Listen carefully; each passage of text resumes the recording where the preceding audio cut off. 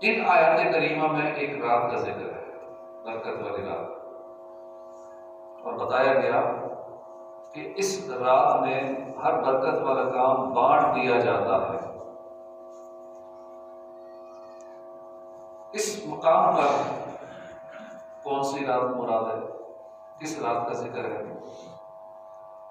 इस बारे में मुफस्सिरीन के दो अक़वाल है। एक कौल तो ये है कि इससे मुराद शब क़द्र है, जो हर साल रमज़ान मुबारक में आती है। इसी मुबारक रात में कुरान करीम नाज़िल हुआ और इसी रात में हर हिकमत वाला काम बांट दिया जाता है। दूसरा कौल ये है कि इससे मुराद शाबान की 15वीं रात, यानी शब बरात जो आने वाली है। शब बरात बहुत बरकतों वाली, अज़मतों वाली रात है। इस रात में अल्लाह पाक अपने बंदों पर खास रहम फरमाता है, खुसूसी करम फरमाता है। लाखों लाख गुनाहगारों की बख्शिश कर दी जाती है इस रात में। दुआओं की कबूलियत की रात है, रोज़ी तकसीम होने की रात है। इस रात रिस्क में बरकत के लिए जो दुआ मांगी जाए कबूल हो जाएगी।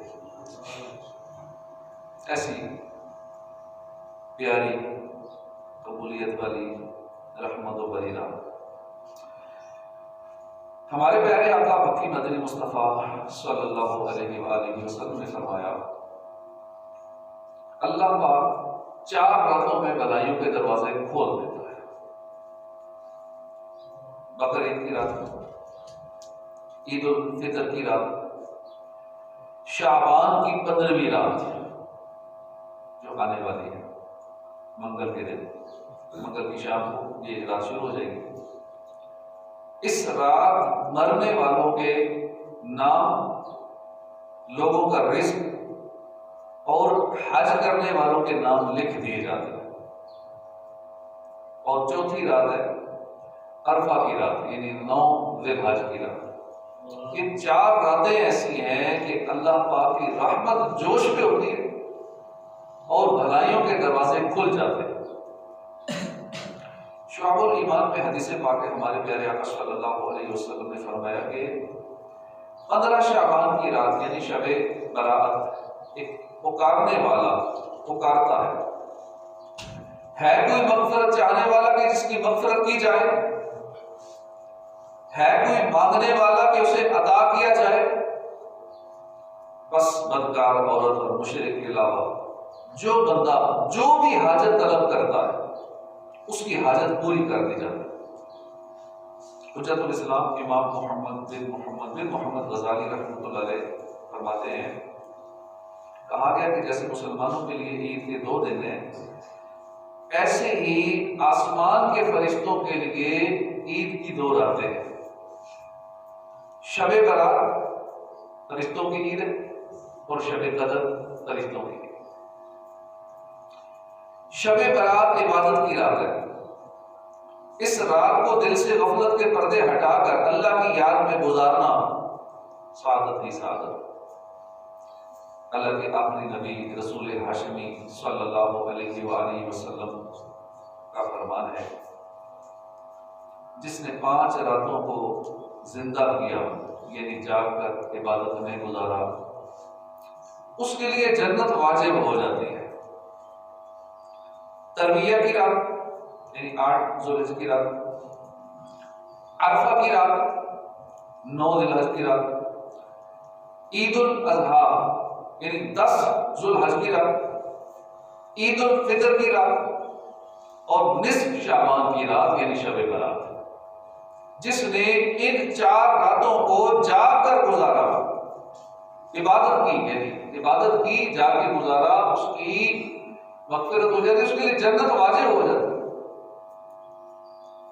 बना दे मुझे नेक नेकों का सदका, गुनाहों से हरदम बचा या इलाही, इबादत में गुजरे मेरी जिंदगानी, करम हो करम या खुदा या इलाही। इमाम फखरुद्दीन राज़ी रहमतुल्लाह अलैह तफसीर कबीर में फरमाते हैं शबे बरात की 5 खुसूसियात हैं। इस रात में हर हिकमत वाला काम बांट दिया जाता है। मसलन आइंदा किसे कितनी रोजी दी जानी है, कितनी रोजी दी जाएगी, कौन खुश नसीब हज करेगा, कौन मरेगा, कौन जिंदा रहेगा वगैरह सब कुछ फरिश्तों को बता दिया जाता है। ड्यूटियां तकसीम हो जाती हैं। इस रात में इबादत करने वालों के खुसूसी फजाइल है। मसलन अल्लाह के आखिरी नबी रसूल हाशिमी सल्लल्लाहु अलैहि वसल्लम ने फरमाया जो बंदा शबे बरात में 100 रकात नवाफिल पढ़े अल्लाह पाक उसके लिए 100 फरिश्ते भेजता है। उनमें 30 फरिश्ते उसे जन्नत की बशारत देते हैं, 30 फरिश्ते उसे जहन्नम से आजादी की खुशखबरी सुनाते हैं, 30 फरिश्ते उसे दुनियावी आफात से बचाते हैं और 10 फरिश्ते ये शैतान के मकर और फरेब से उसको बचाते हैं। अल्लाह अल्लाह, कैसी सादत की बात है जो शबे बरात 100 नवाफिल पढ़े। फरिश्ते जन्नत की बशारत देते हैं, फरिश्ते जन्नत जहन्नम से निजात का परवाना देते हैं, परवाना सुनाते हैं, फरिश्ते उसे दुनियावी आफात से बचाते हैं और फरिश्ते उसे शैतान से बचाते हैं। हमारे यहाँ लोग जहन्नम की आग से आजादी की इस रात आतिशबाजी करते हैं, पटाखे फोड़ते हैं, बहुत सारे गुनाहों पर इक़ाम किए जाते हैं। शबे बरात खुसूसियत के साथ इबादत की रात है, लिहाजा इस रात गुनाहों से बचकर इबादत में मसरूफ रहना ये सादत है। इमाम राज़ी ने इस रात की तीसरी खुसूसियत ये बयान फरमाई नुज़ूल रहमा, यानी इस रात अल्लाह की रहमत छमाछम बरसती है। इस रात उम्मत मुस्लिमा की बख्शिश करके इन्हें जहन्नम से आजादी अता की जाती है। और शब बरात की 5वीं खुसूसियत यह है कि हमारे आका और मौला मोहम्मद मुस्तफ़ा सल्लल्लाहु अलैहि वसल्लम का मनसब शफाअत मुकम्मल हुआ। रिवायत के मुताबिक हमारे आका मक्की मदनी मुस्तफ़ा सल्लल्लाहु अलैहि वसल्लम ने शाबान की 13वीं रात बारगाह इलाही में सवाल किया तो आपकी 1/3 उम्मत आपके सुपुर्द कर दी गई। फिर आपने शाबान की 14वीं रात सवाल किया तो आपकी 2/3 उम्मत आपके हवाले कर दी गई। फिर आप सल्लल्लाहु अलैहि वसल्लम ने शाबान की 15वीं रात बारगाह इलाही में सवाल किया, आपकी सारी उम्मत आपके सुपुर्द कर दी गई। आई शबे बरात, ये है बरकतों की रात, लुत्फो करम की रात है, ये रहमतों की रात, जो चाहते हो तुमको करेगा खुदा अता, उसकी इनायतों की ये नेमतों की रात, गम का इलाज आज की शब दस्तयाब है, ये जान फिजा है सादें, ये फरहतों की रात है। प्यारे इस्लामी भाइयों, शब बरात बहुत नाजुक रात। अल्लाह पाक फरमाते हैं कि इस रात में हर हिकमत वाला काम बांट दिया जाता है। हज़रत अता बिन यसार रहमतुल्लाह अलैह फरमाते हैं जब निस्फ शाबान यानी शब बरात आती है, निस्फ शाबान की 15वीं रात आती है तो मलकुल मौत अलैहिस्सलाम को एक सहीफा दिया जाता है। हुक्म होता है कि इसमें जिनके नाम लिखे हैं उनकी रूह इस साल कब्ज़ कर लेना। आदमी शादी ब्याह में मसरूफ होता है, आदमी घर की कंस्ट्रक्शन में मसरूफ होता है, जबकि उसका नाम मुर्दों की फहरिस्त में लिखा जा चुका होता है। बेवफा दुनिया में मत कर एतबार, तू अचानक मौत का होगा शिकार, मौत आकर ही रहेगी याद, जान जाकर ही रहेगी याद। शब बरात को अमाल नामे तब्दील होते हैं, लिहाजा इस रात की बरकतें लूटने के लिए, मग़फ़िरत और बख्शिश की खैरात पाने के लिए बेहतर है कि शब बरात आने से पहले ये 3 काम कर लेने चाहिए। तौबा कर लीजिए, 14 शाबान की शाम सूरज डूबने के वक्त, जो कि पिछले साल का अमाल नामा लपेट दिया जाता है, इसलिए बेहतर है कि शब बारात आने से पहले पहले तौबा कर ली जाए। हदीस पाक में है, प्यारे आका सल्लल्लाहु अलैहि वसल्लम का फरमान है, अत्ताइबु मिनल ज़म्बि कमन ला ज़म्ब लह, गुनाह से तौबा करने वाला ऐसा है कि उसने गुनाह किया ही नहीं। तौबा करने के बड़े फज़ाइल, इनमें से एक बेहतरीन फायदा यह है कि अल्लाह पाक चाहे तो तौबा करने वाले के गुनाहों को नेकियों में बदल देता। सूरह फुरकान में 19वें पारे में इरशाद होता है, कसम कंजुल ईमान, मगर जो तौबा करे और ईमान लाए और अच्छा काम करे तो ऐसों की बुराइयों को अल्लाह पाक भलाइयों से बदल देगा। सुभान अल्लाह। मालूम हुआ, जो बंदा सच्ची तौबा करता है, अल्लाह और उसके रसूल पर पुख्ता ईमान रखे और तौबा के बाद गुनाहों की तरफ वापस ना लौटे बल्कि नेकियां करे, अल्लाह को राजी करने वाले काम करे, तो इंशाअल्लाह अल्लाह उसके गुनाहों को नेकियों में बदल देगा। मुझे सच्ची तौबा की तौफीक दे दे बे ताजदारे हरम या इलाही। गैर बताने वाले नबी रसूल हशमी सल्लल्लाहु अलैहि वसल्लम ने फरमाया, रोजे क़यामत एक शख्स बारगाह इलाही में पेश किया जाएगा। हुक्म होगा, इसके सगीरा गुनाह इस पर पेश करो। चुनांचे एक एक करके उसके सगीरा गुनाह उस पर पेश किए जाएंगे। वो हर गुनाह का इकरार करता जाएगा, डरता जाएगा कि अभी कबीरा गुनाहों की बारी आनी है। इतने में हुक्म होगा कि तेरे हर गुनाह के बदले में तेरे लिए एक नेकी। अब वो पुकारेगा, मौला अभी तो बड़े बड़े गुनाह रहते हैं जिनका तो भी जिक्र नहीं हुआ, अभी तो बहुत गुनाह मैंने और भी किए हैं। मतलब यह कि पहले डर रहा होगा, गुनाहों की पकड़ हो जाएगी, लेकिन जब अल्लाह की रहमत देखेगा कि अल्लाह पाक मेरे हर गुनाह के बदले में मुझे एक नेकी अता फरमा रहा है, तो फिर कहेगा, या अल्लाह अभी तो और बड़े बड़े गुनाह भी किए, बख्श दे मेरी सारी खताएं, खोल दे मुझ पर अपनी अताएं, बरसा दे रहमत की बरसा, या अल्लाह मेरी झोली भर दे। हमारे रब्बे करीम की बेपनाह रहमतों की भी क्या कहने। काश शबे बरात आने से पहले पहले हम सच्ची तौबा कर लें और पिछले साल का आमाल नामा लपेटा जाए तो उसके अंदर कोई गुनाह ना हो, और सच्ची तौबा की बरकत से सब गुनाह मिट जाए, बल्कि ज़हे नसीब गुनाह नेकियों में बदल जाए, तब तो वारे ही न्यारे हो जाए। क्या है हमारे तौबा को बहुत लाइट लिया जाता है, हल्का लिया जाता है। बाज लोग रुखसार पर हल्की सी चप्पल लगा के कहते हैं तौबा तौबा, कानों को हाथ लगा के, नाक को हाथ लगा के तौबा तौबा कर लेते हैं। कुछ लोग अपनी जुबान दांतों तले दबा के तौबा तौबा कह लेते हैं। ये तौबा नहीं। सच्ची तौबा के 3 अरकान है। गुनाह पर इसलिए शर्मिंदा होना कि अल्लाह की नाफरमानी है। मसलन किसी ने सूदी कारोबार किया, अब सूदी लेन देन पर शर्मिंदगी की बहुत सी वजूहात हो सकती है। किसी को सूदी लेन देन में नुकसान पहुंच गया, इसलिए शर्मिंदा हो रहा है। सूदी लेन देन की वजह से घर वाले या दोस्त आप नाराज हैं, इसलिए शर्मिंदगी। ऐसी शर्मिंदगी तौबा के लिए काफी नहीं है, बल्कि तौबा के लिए जरूरी है कि सूद को अल्लाह की नाफरमानी समझ के तौबा करे कि मैंने रब की नाफरमानी, अल्लाह के अज़ाब से डरते हुए शर्मिंदा हो। दूसरा रुकन यह है कि बंदा उस गुनाह को फौरन छोड़ दे। ऐसा ना हो कि अभी गुनाह कर रहा है और साथ साथ तौबा भी कर रहा है, अभी इरादा है कल तक छोड़ दूंगा ये काम, आज तौबा कर लेता हूं, ऐसा भी नहीं होगा। फौरन वो गुनाह छोड़ना होगा, आइंदा वो गुनाह ना करने का पक्का इरादा करना होगा। ये तीनों रुकन पूरे होंगे तो ही तौबा कहलाएगी। मैं करके तौबा पलट कर गुनाह करता हूं, हकीकी तौबा का कर दे शरफ अता या।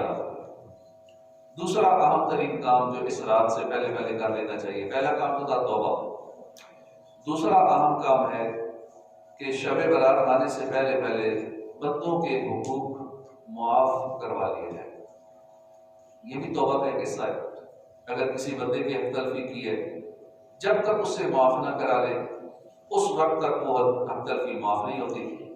इसलिए बेहतर है कि शब बारात आने से पहले पहले बंदों के हुकूक माफ करवा लिए जाए, माफी तलाफी कर ली जाए, ताकि अनजाने में जाने में अगर किसी की दिल आज़ारी कर दी है, किसी को तकलीफ पहुंचा दी है, उसकी माफ़ी हो जाए। हमारे यहाँ शब बारात आने से पहले व्हाट्सएप पे, सोशल मीडिया पे मैसेजेस चलते हैं जिसमें दूसरों से माफ़ी की दरख्वास्त होती है। ये भी अच्छी बात है, अच्छा तरीका है, मगर एक मैसेज को 200-400 लोगों को, 2-4 हज़ार लोगों को फॉरवर्ड कर देना माफ़ी के लिए काफ़ी नहीं है।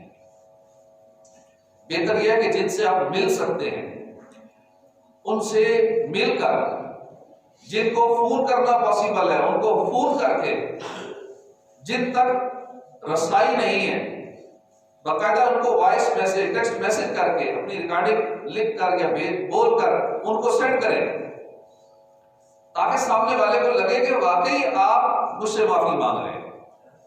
वरना अगले को लगेगा ये तो मैसेज फॉरवर्ड होता है, हर तरफ से सेम मैसेज आ रहा है, इसके पास भी आया हुआ है, इसने मुझे कर दिया।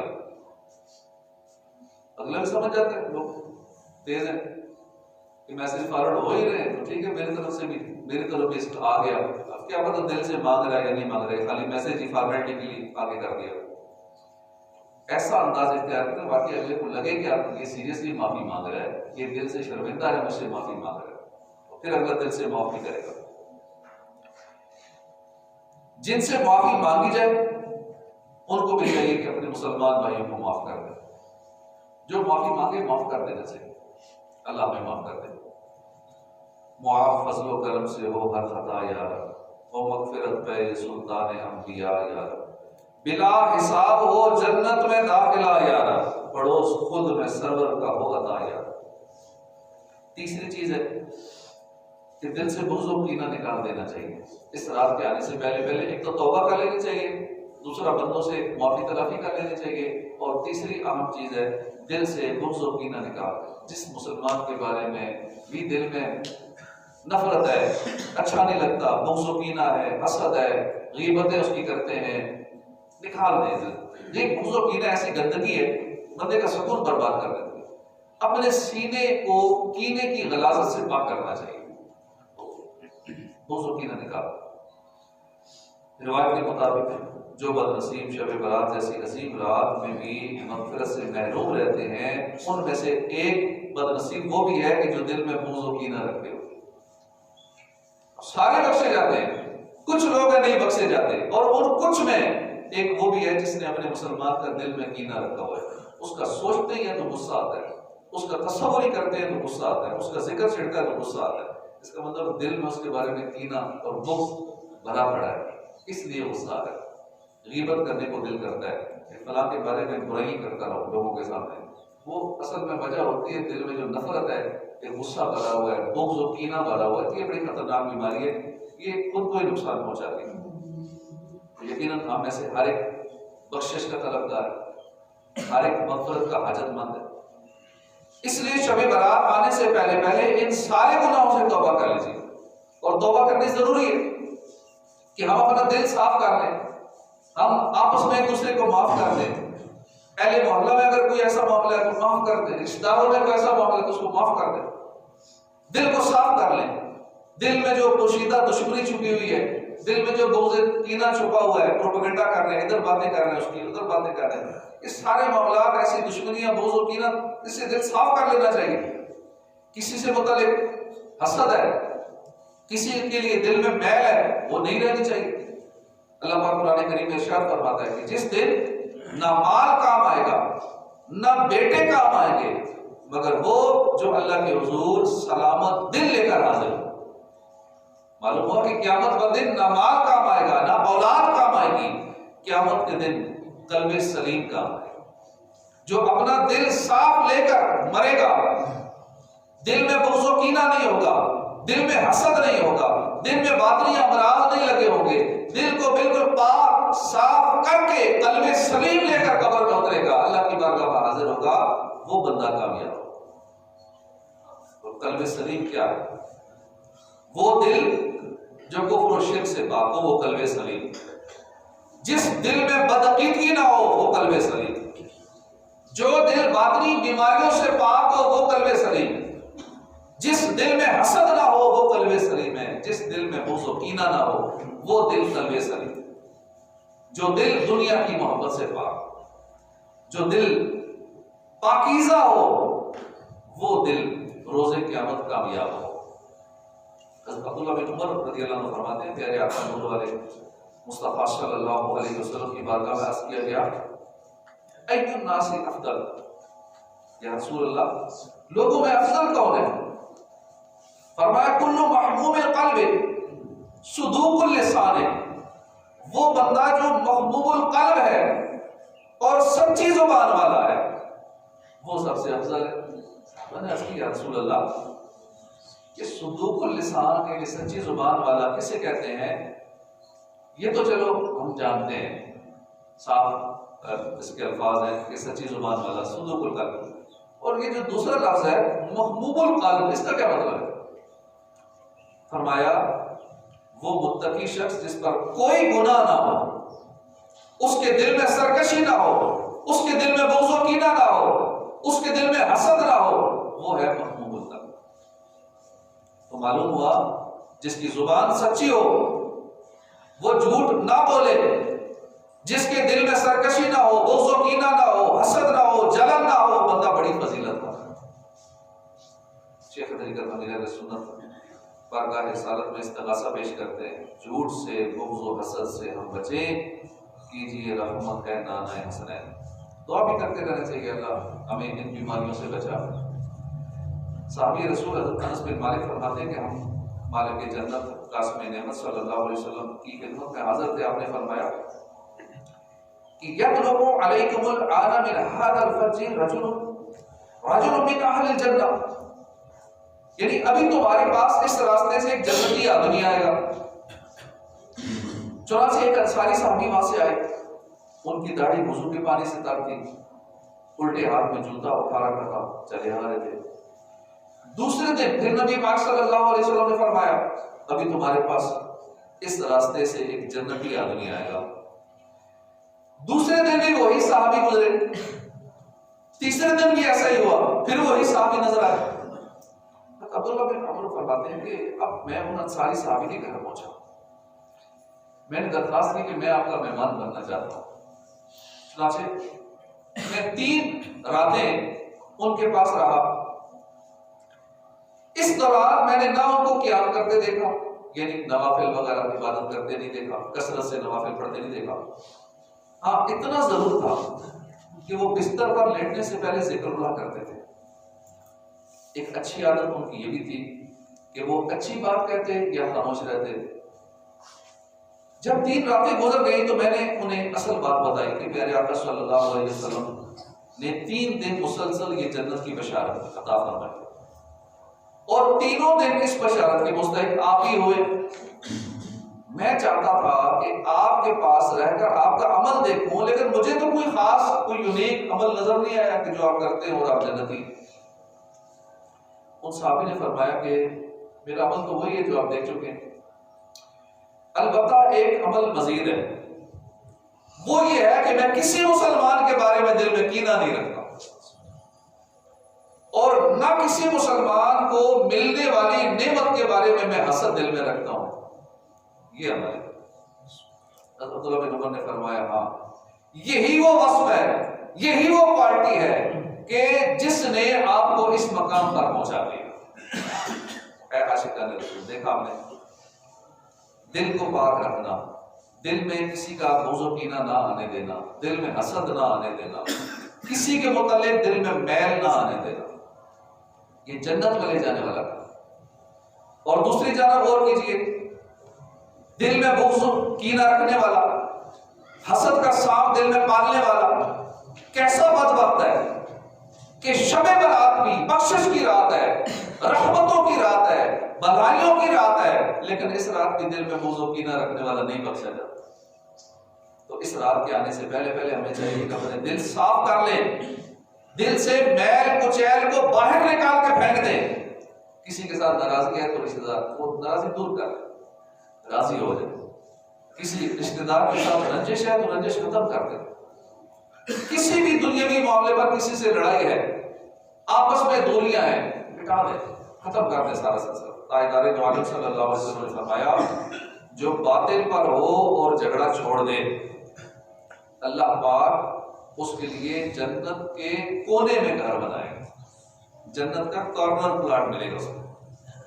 और जो हक पर होते हुए झगड़ा छोड़ दे, अल्लाह पाक उसके लिए जन्नत के ऊपर वाले दर्जे में घर बनाएगा। अल्लाह पाक हमें तौफीक अता फरमाए। इस रात के चंद मखसूस नवाफिल हैं, कुछ मखसूस इबादत हैं, कई पहले मैंने सेंड किए हैं, जो हमारे व्हाट्सएप ग्रुप में हैं उनको इसकी वीडियोस भी मैंने भेजी है। एक वीडियो है, उसमें इस रात में होने वाली इबादत, 6 नवाफिल का तरीका, सलात तस्बीह का तरीका, उसके फ़ज़ाइल, जो 14 नवाफिल हैं उसका तरीका, उसके फ़ज़ाइल, 100 नवाफिल का तरीका, उसके फ़ज़ाइल, ये यूट्यूब वीडियो में कईयों को मैंने सेंड किए हैं। जो भी इस तरह के अहम रातें आती हैं, आगे रमज़ान आ रहा है, रमज़ान के ज़रूरी शरई मसाइल होते हैं, या कोई भी ख़ास दिन आता है तो उस दिन के हवाले से कोई अहम इबादत होती हैं, तो वो हम जिन के नंबर हमारे पास होते हैं उनको फॉरवर्ड कर देते हैं, या मस्जिद के हवाले से व्हाट्सएप ग्रुप बना हुआ उस ग्रुप में डाल देते हैं। तो जो चाहते हैं कि हमें भी ये अपडेट्स मिलती रहे तो वो अपना नंबर देकर उसमें ऐड हो सकते हैं। मगरिब के बाद 6 नवाफिल किस तरह अदा करने हैं? मंगल की शाम को इस रात का आगाज होगा, जैसे सूरज गुरूब होगा ये रात शुरू हो जाएगी, 15वीं शब बरात से कहते हैं। मगरिब की नमाज अदा कीजिए, उसके बाद अल्लाह तौफीक अता फरमाए तो 6 अवामीन के नवाफिल अदा कीजिए। इसको यूं भी कर सकते हैं कि 2 सुन्नतें पढ़ के उसके बाद 6 रकात नवाफिल अवामीन पढ़ सकते हैं। ऐसे भी कर सकते हैं कि आप 3 फर्ज पढ़ने के बाद 6 रकात की इकट्ठी नियत भी कर सकते हैं, उसमें 2 सुन्नतें आ जाएंगी, 2 नफल, और उसके बाद 2 नफल मजीद अवामीन के, तो टोटल 6 अवामीन के नवाफिल भी हो जाएंगे, उसी में सुन्नतें भी कवर हो जाएंगी और अवामीन का सवाब भी मिल जाएगा, 12 साल की इबादत का सवाब मिलेगा।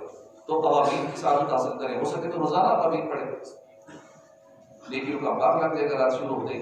उसके बाद 6 रकात नवाफिल अदा करने हैं, 2-2 रकात करके अदा करने हैं। जब पहली 2 रकात अदा करनी है तो उससे पहले ये नियत करनी है, या अल्लाह पाक इन 2 रकातों की बरकत से मुझे दराज़ी उम्र में खैर अता फरमा, या अल्लाह इन 2 रकातों की बरकत से मुझे दराज़ी उम्र में खैर अता फरमा। तो ये नियत करनी है पहले 2 नफलों से पहले।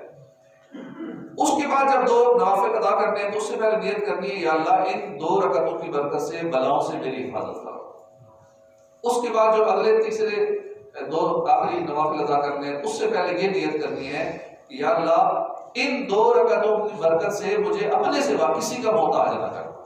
हम सबको इन चीजों की हाजत है, दराज़ी उम्र बिल खैर, खैर वाली उम्र, नेकियों वाली उम्र, क्योंकि उम्र ऐसी हो जिसमें गुनाह बढ़ रहे हो, फिर ऐसी उम्र का क्या करना है। ऐसी उम्र हो जो खैर वाली ना हो, यानी बीमारियों में ही गुजरनी है, बंदा दुआएं करते हैं अल्लाह कब मौत आएगी। ऐसी सेहत वाली उम्र हो, भलाई वाली उम्र हो, खैर वाली उम्र हो, हर एक यही चाहता है कि अगर लंबी उम्र मिले भी तो अच्छी वाली मिले, नेकी वाली मिले, सेहत वाली मिले। तो पहले 2 रकातों से पहले ये दुआ मांगी, अल्लाह दराज़ी उम्र बिल खैर अता फरमा। दूसरी में, या अल्लाह बलाओं से मेरी हिफाजत फरमा। हर बंदा इसका तलबगार है, हाजतमंद है। और तीसरे नवाफिल से पहले, या अल्लाह इन 2 रकातों की बरकत से अपने सिवा किसी का मोहताज ना करना। इन 6 रकातों में सूरह फातिहा के बाद जो चाहे पढ़े वो सूरतें पढ़ सकते हैं, चाहे तो हर रकात में सूरह फातिहा के बाद 3 बार सूरह इखलास पढ़ लें, कुल हुवल्लाहु अहद। हर 2 रकात के बाद 21 बार सूरह इखलास, कुल हुवल्लाहु अहद पूरी सूरत, या 1 बार सूरह यासीन, या चाहे तो दोनों पढ़ लें। दोनों पढ़ने तो अच्छा है, नेकियों का बार लग जाएगा। और अगर बाजमात इंशाअल्लाह हम यहाँ कोशिश करेंगे बाजमात ये नमाज अदा करेंगे, तो बाजमात जब पढ़ेंगे तो एक तिलावत करेंगे, बाकी खामोशी से सुनेंगे।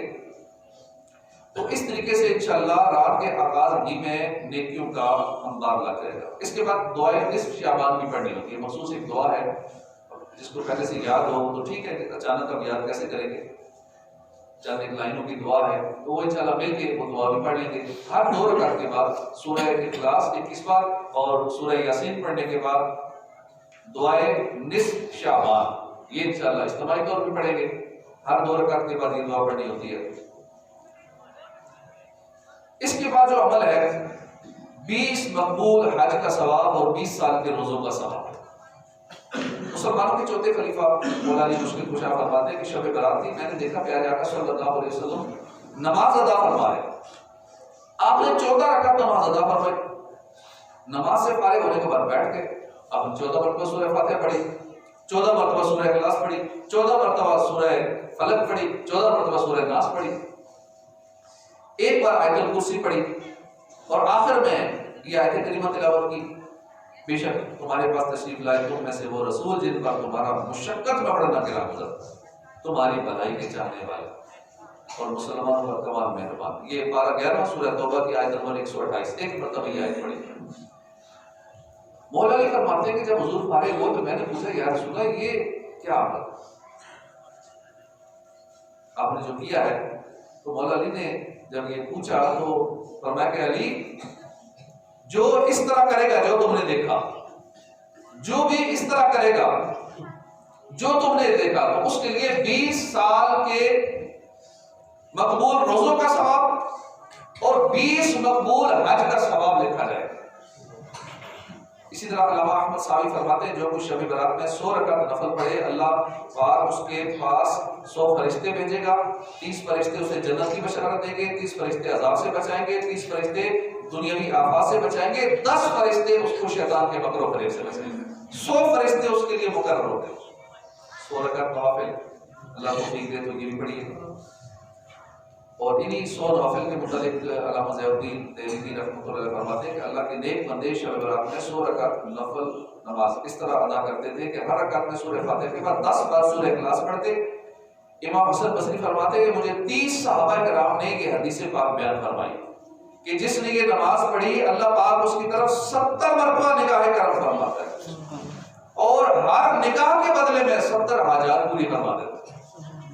उनमें से एक हाजत ये है जो 70 हाजात पूरी होती है, एक हाजत ये है कि अल्लाह उसकी मग़फ़िरत फरमा दे। और यही एक ही हाजत पूरी हो जाए तो सारे काम तो हो गए।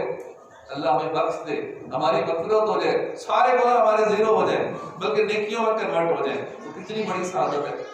एक बार अल्लाह के निगाह फरमाने से इतना करम है तो 70 मरतबा निगाह फरमाएगा तो कितने काम हो जाएंगे। या खुदा मेरी मग़फ़िरत फरमा, बाग़े फ़िरदौस पर रहमत फरमा। इसी तरह सलात तस्बीह भी इस रात को पढ़नी चाहिए। और इंशाअल्लाह यहाँ भी मुख्तसर सा हमारा सिलसिला होगा इशा की नमाज के बाद, मगरिब के बाद ये अमाल होंगे जो बताए इज्तिमाई तौर पर जो इबादत करेंगे, 6 नवाफिल पढ़ेंगे और बाकी भी जितना हो सका 14 रकातें पढ़ेंगे।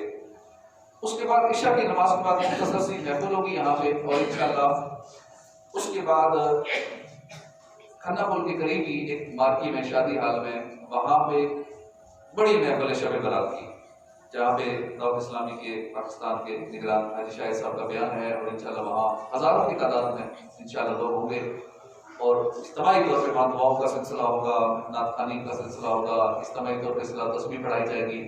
तो कोशिश करें उस इज्तिमा में सारी शिरकत कर लें और बाकी जो वक्त मिल जाए अपना उस रात नवाफिल अदा करें। 100 नवाफिल जो सुने हमने 100 नवाफिल को किस तरह पूरा कर लें। अल्लाह पाक हमें अमल की तौफीक अता फरमाए। आमीन बिजाह नबी अमीन सल्लल्लाहु अलैहि वसल्लम।